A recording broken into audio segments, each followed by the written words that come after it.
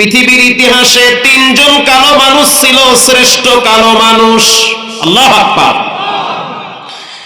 এর ভিতরে অন্যতম একজন ব্যক্তির নাম হলো হযরত বেলাল। বেলাল হাঁটে জমিনে, পায়ের আওয়াজ হয় জান্নাতে। ওরে সুবহানাল্লাহ, কি দামি মানুষ! ওরে আল্লাহ, তার মর্যাদা কত আল্লাহর কাছে। বেলাল রাদিয়াল্লাহু তাআলা আনহু একদিন বসে আছেন, আল্লাহর রাসূল বলেন, আনফিক ইয়া বিলাল, হে বেলাল তুমি আল্লাহর রাস্তায় ব্যয় করো, দান করো। লা তাখশা মান আরশি খিলালা, তুমি যদি রবের জন্য দান করো, রব তোমার পকেটটা বরকতে ভরে দিবে। বেলাল বলেন, নবী আমি এমন গরিবের গরিব, আমার তো কিছুই নাই।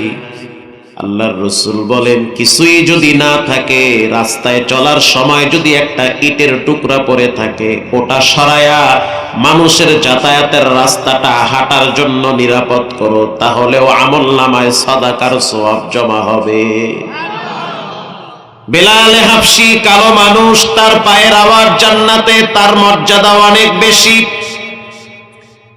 উয়ুনুল হিকায়াতে আসছে, রাহমাতুল লিল আলামিন যেদিন রওজায়ে আতহার থেকে কিয়ামতের ময়দানে উঠবে, আল্লাহর নবীর ডান পাশে আবু বকর, বাম পাশে ওমর, দুইজন যখন দুই দিক থেকে দাঁড়িয়ে যাবে, আল্লাহর নবীর পায়ের কিনারায়, পায়ের গোড়ালির থেকে হযরত বেলাল দাঁড়াইয়া কানে আঙ্গুল দিয়ে আজান স্টার্ট দিবে।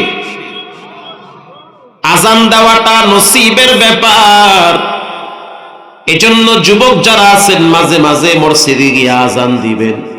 হযরত ওমর বলেন, আল্লাহ যদি আমারে রাষ্ট্রপ্রধান না বানাইয়া মসজিদের মুয়াজ্জিন বানাইতো, আমার নসিব আরো খুলে যেত। কিয়ামতের ময়দানে মুয়াজ্জিন সাহেবের গলা সবার উপরে থাকবে। শেরপুরের মানুষ কিয়ামতের ময়দানে দেখবে তাদের ভাঙ্গা মসজিদের মুয়াজ্জিন সাহেবের ঘাড় সবার উপরে। হে মুসলমান, মসজিদের ইমাম মুয়াজ্জিনকে তুচ্ছ মনে করিও না। তারা তোমার বাবার বাড়ির গোলাম না, তারা আল্লাহর ঘরের খাদেম। আল্লাহর ঘরের খাদেম। আমনে তো আপনার মাইয়া পোলা ঘরের খাদেম। মাইয়া পোলা আগে মতে হইয়া সাফ করে, কথা কন না কা? মাইয়া পোলা আগে মতে হইয়া সাফ করে। মাইয়া পোলার লাগে টিভি কেনেন, মরার পরে ওই টিভির আওয়াজ কবরে যাইবে, ফেরেশতারা আপনারে বাটাম ফাটা দিবে। তা আপনি তো এই কাম করেন।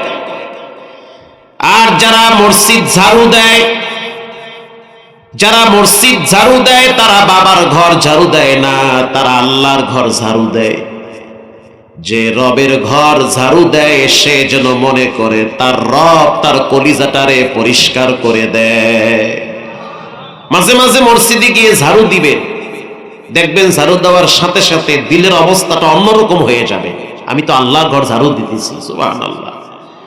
মাঝে মাঝে নামাজের জায়গাটা ক্লিন করবেন, দিলের ভিতরে আলাদা একটা ভাব চলে আসবে, তখন মনে হবে আল্লাহ কবুল করছে, বিদায়ী তো আমি এই কাজ করি। পৃথিবীর ভিতরে তিনজন কালো মানুষের মর্যাদা অনেক বেশি। এর ভিতরে একজন ব্যক্তির নাম হলো হযরত লোকমান। কালো মানুষ, বেটো মানুষ, দেখতে তেমন সুন্দর না। হাজার হাজার মানুষ নিয়ে লোকমান হাকিম একদিন বয়ান করেন। মানুষগুলো পঙ্গপালের মতো, চাতক পাখির মতো তার কথাগুলো বসে বসে শ্রবণ করেন। ওই কোণার থেকে একজন যুবক দাঁড়ায় বলতেছে, লোকমান, আজ থেকে 25 বছর আগে আমার বাড়িতে একজন রাখালগিরি করত।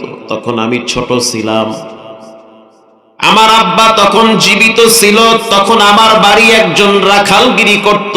দেখতে তোমার মতো, চেহারা তোমার মতো, চুলগুলো তোমার মতো, পায়ের নখ তোমার মতো, কণ্ঠের আওয়াজ তোমার মতো। লোকমান হাকিম, তুমি কি ওই ব্যক্তি কিনা সেটা আমার সন্দেহ লাগে।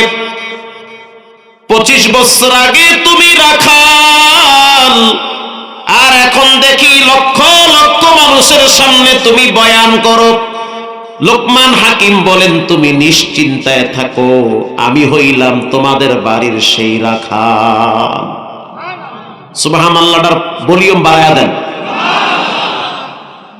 দা কিয়ামত গরবা গুয়াম জি কালাম সদ কিয়ামত বখজর দিনা তামাম শুকরে নিয়ামত নিয়ামত দা আবজু কুনাত কুফর নিয়ামত আদ কাফত বিরু কুনাত। অতীত ভুলতে নাই, যে অতীত ভুলে সে নিমুখ হারাম হয়, অকৃতজ্ঞ হয়, গাদ্দার হয়, মানুষের সামনে একটা টাইমে বেইজ্জতি হয়। অতীত ভুলতে নাই, অতীত ভুলতে নাই। এক সময় কিছুই ছিল না আমাদের, যা কিছু দিয়েছেন কে দিয়েছে? আল্লাহ দিছে। অতীত ভুলতে নাই। এই সমাজের অনেক রিকশাওয়ালা রিকশা চালায়া চালায়া সন্তানকে বেরেস্টার বানাইছে। কথা কন না কার? অনেক রিকশাওয়ালারে দেখছি রিকশা চালায়া চালায়া সন্তানরে ডাক্তার বানাইছে। এখন যদি সন্তান বলে আমি হলাম জমিদারের পোলা, তাহলে হবে অকৃতজ্ঞ। গর্বের সহিত বলতে হবে, বাবায় রিকশা চালাইয়া রক্ত পানি করে ঘাম ঝরায়া সেই টাকায় আমারে ডাক্তার বানাইছে। কথা কন না কা? গর্বের সহিত বলতে হবে, আমার বাবাই কৃষক, আমার বাবাই কৃষি কাজ করেন। এটা গর্বের সহিত বলা লাগবে। যদি বলতে পারেন, কসম আল্লাহ আপনার চেহারার সম্মান স্থায়ী হবে, কারণ আপনি কৃতজ্ঞ বান্দা।